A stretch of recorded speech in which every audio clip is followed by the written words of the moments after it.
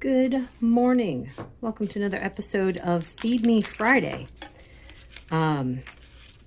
Yesterday was a pretty good day. We went out, we went to the mall. Actually, that was kind of sad going to the mall because there were so many stores that were closed. I'm like, it had kind of like that post-apocalyptic vibe.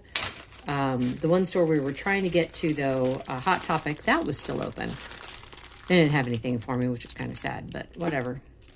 However, going there kind of set off my thalassemia issue, and kind of had to take it easy the rest of the day.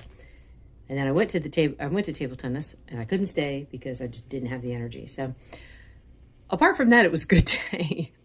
I want to explain to you guys what this stuff is. This looks just nasty. Like it's weird.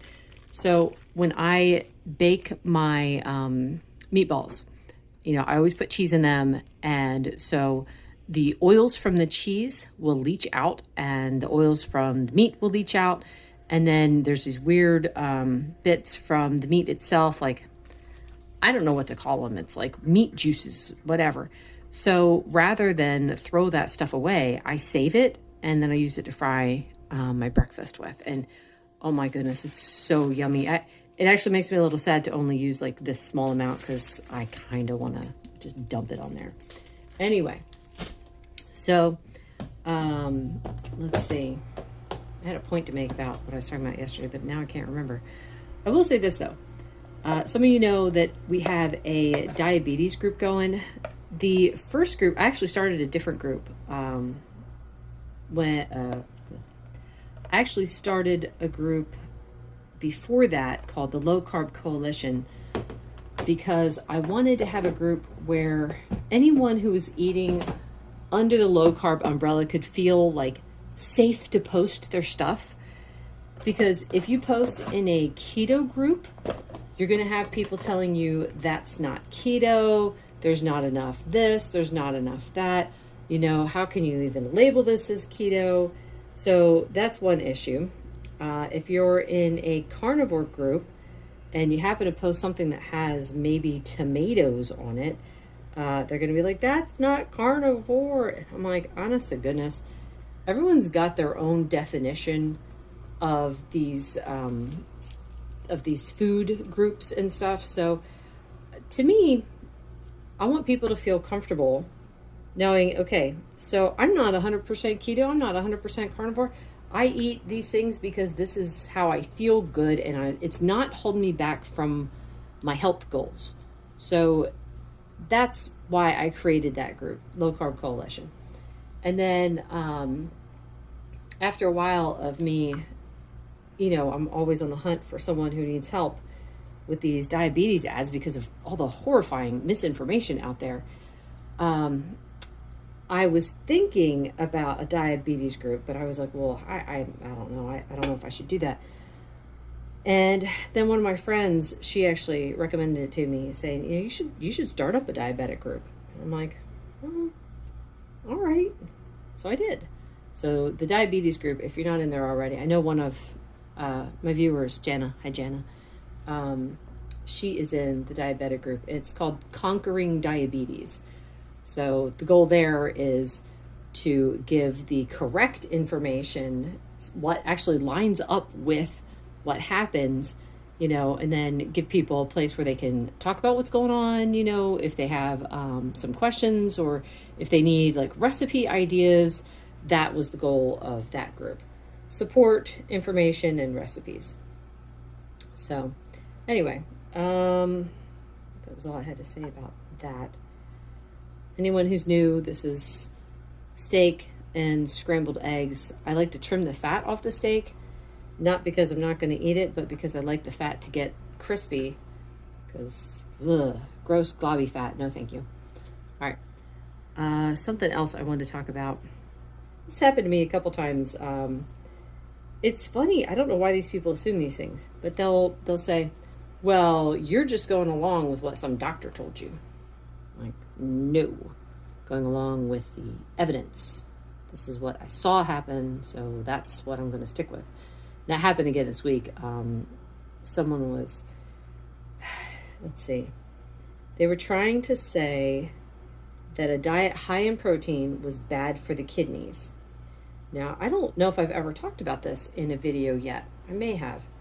I started having kidney stones when I was in my early 20s, and I struggled with issues with kidney stones ever since.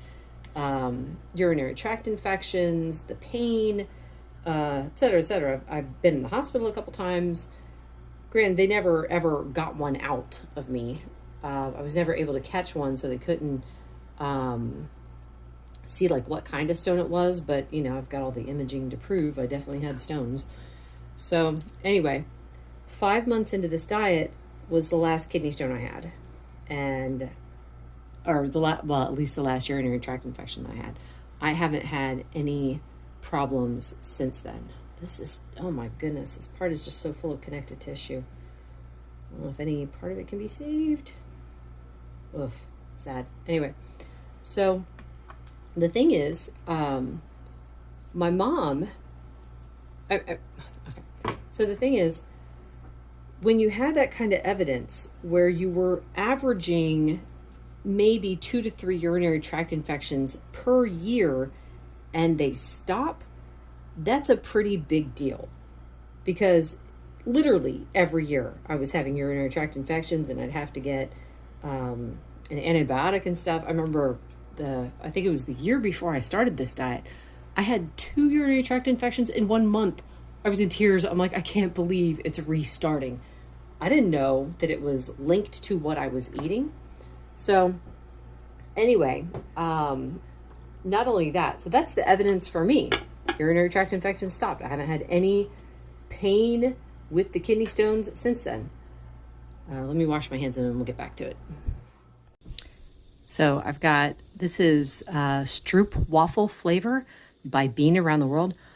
Oh my goodness, I used to love Stroop waffles. And I used to have them with a cup of coffee. They were so delicious back in the day. Anyway, poison now, but it's great to have Stroop waffle flavored coffee. So there you go. Oh, has a tablespoon of butter, tablespoon of heavy cream, few dashes of salt, scoop of collagen. I think that's it. Yeah. Okay. All right. So going back to the kidney stuff.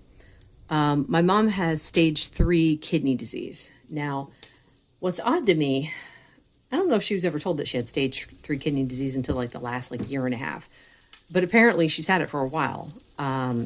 The doctors just told us about it. And the thing is, her nephrologist, when we first went there, her nephrologist was surprised that she had that much damage when her blood sugar numbers were so good. And we're like, well, she has diabetes, type 2 diabetes, but she has the numbers under control. And her nephrologist was so impressed. And she's like, well, yeah, if I'm looking at the numbers that indicate the kidney disease, they're high, but they're level high. In other words, they've stabilized since you started this diet. So that was great news. And I like being able to tell people that whenever they say, oh, but protein is bad for the kidneys. It's like, okay, well, it's not bad for mine and it's not bad for my mom's. And she's got stage 3 kidney disease. And her nephrologist told her to keep doing what she's doing. So, and she knows, she asked us all kinds of questions about it. And she was surprised that we weren't having any vegetables at all, but she wasn't surprised that the meat is what helps keep the blood sugar under control. So anyway, so back to the person that I was talking to. They were saying, well, you shouldn't just listen to some doctor on the internet. I'm like, I'm not listening to some doctor on the internet. And I had to tell him some of our story, and then I never heard back from him again. But it's like, here's the thing. If I didn't see the evidence, I wouldn't be doing this. If I had nothing to go on, if I was just basing it on hope, well, we keep trying and we're not seeing any results, but we hope that there will be results, I wouldn't be able to stick with it. I think that's why it was so easy for me to switch to keto in the beginning, was because after 6 years of trying to keep up with calorie counting and trying to keep off the 50 pounds I lost, I saw 6 years of evidence that calorie counting did not work for me. I'm not saying that it doesn't work for people to lose weight. I'm saying I did not get any health benefits from calorie counting. So within a few days of being hardcore keto, I saw that this was what I needed to do. So, anyway, it's funny. I was thinking about this last night. I'm like, okay, so I'm going to talk to my viewers about this thing and that thing and try to keep it short. And I am not a short storyteller. I apologize. This is just how I am. One last thing I want to talk about.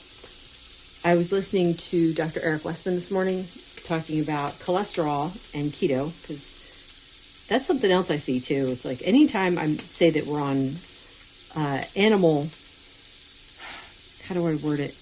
Animal proteins. Because if you don't say protein, if you say, oh, we're on a high protein diet, people for some reason automatically think beans. Oh yeah, beans. Yeah, that's great. No. High animal protein diet. And I want to make sure that that's clear so there's no misunderstanding. But of course, as soon as you say that, everyone's like, oh, what about your cholesterol? I don't want to be rude, but often I want to say, what about it? So not to be rude though, I'll say, well, every cell in our body makes cholesterol. Cholesterol is not the bad guy. So what are we worried about? What's wrong with cholesterol? And I think that's a better question to ask than what about it? And anyway, Dr. Westman was talking this morning about how he's like, everyone's always there, like, you got to treat the cholesterol. It's like, cholesterol's not the problem. Cholesterol's not the disease. It's that word is so hard to say. Atherosclerosis. That wasn't it. Anyway, we'll just pretend like I said it right. So that's the disease that you're trying to treat, and lowering the cholesterol doesn't fix it.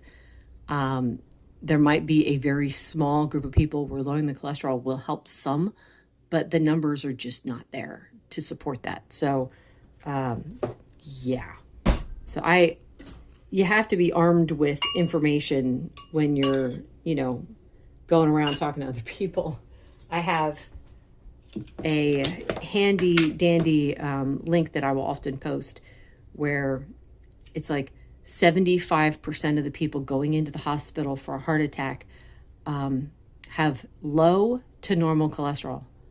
75%. So I think that's a pretty big deal. All right, that's it. Got my mild and salt again. I was wondering about getting another flavor, but it's like, you see, I still have a third of the container to go. This can take me forever, which that's great. I love that. But anyway, thank you again to my friends, the Kilbys, for giving me this. Yeah, that's it for now. I'll see you guys at lunch.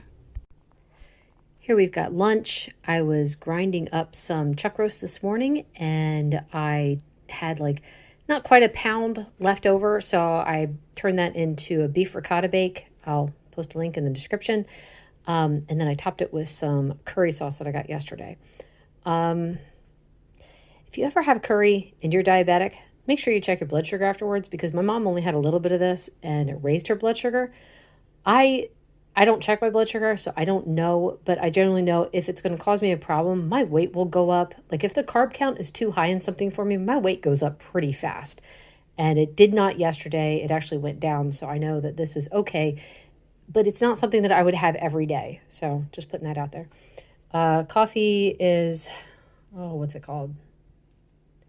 It's Harry and David's Northern Roast or something. It's got there's a nutty overtone to it. I don't remember, because it doesn't say it on the pod. It's just you have to remember based on what the box said. Anyway, this is lunch. So this is my dinner. This is going to be spicy chicken salad. I'll put a link in the description. And I added some tomatoes. And then I've got my Christopher bean decaf. Still working on the caramel brownie, which is just delicious. Oh my goodness. But anyway, I was kind of cracking myself up because this is my dinner. But this is what I made tonight. So it's my daughter Faith's week for picking the menu. And as some of you guys know, she's been sick now for over a year. and she cannot cook, but I still have her involved. I want her to pick what foods she wants. So both are carby meals. This is Sam's soup with potatoes. I'll put the link to Sam's soup in the description if you guys are interested. I don't particularly like it, but I know her and my middle daughter absolutely love it. And then this is a recipe that I am not going to post because it is pretty carby. It's pineapple chicken. Well, let's say pineapple coconut chicken. The reason I'm not going to post is because, number one, the carbs are just way too high, I think. It's canned pineapple, just in pineapple juice, but that's enough. But here's the other thing. It's like I could probably have it, just I think I have the flexibility to have it. But my issue is I can't stop eating it. I just want to keep going. So that little bit of sweetness is enough to set off the binge urge. So, I mean, I know because the last time I made it, I'm like, well, let me do a taste test, make sure it tastes okay. Well, that was a mistake because I had like 3 bites after that, and I really had to like put the spoon in the sink and walk away. So I don't taste test this recipe. I just make it and hope for the best. Anyway, that's going to be it for now. I don't know if I'll have anything later. We'll see. And that is it for today. My goodness, I was full all night long from that dinner, which is a good thing. I don't really want to snacks. I mean, granted, in my mind, I definitely want to have a snack at the end of the night because cheese always sounds good. But at the same time, I don't really want a snack. I want to just be satisfied and not thinking about it. So thankfully, did not need a snack. Went to bed feeling great. And that's the end of that. Thank you so much for listening. This video is brought to you by my faith in the Lord Jesus Christ, who has everything you need and nothing you don't. Bye-bye.